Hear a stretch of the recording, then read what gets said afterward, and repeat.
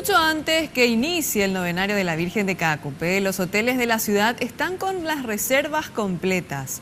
Una habitación puede costar alrededor de 250.000 guaraníes por día.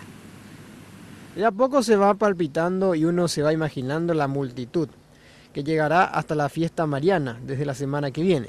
En las inmediaciones de la Basílica existen varios hoteles y posadas que esperan ansiosos a hacer su agosto en pleno diciembre. Están totalmente llenos, gracias a Dios y a la Virgencita, estamos llenos. Visitamos un hotel y nos dijeron que una pareja puede hospedarse por 250.000 guaraníes con desayuno incluido y una vista privilegiada hacia el santuario.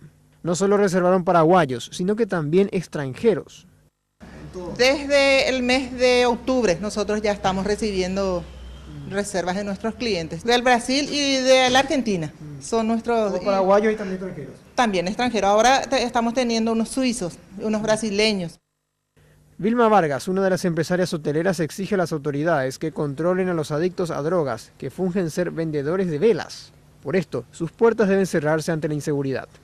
Según el intendente local, Diego Riveros, se prevé habilitar también varias posadas durante esta festividad y así cumplir con la alta demanda.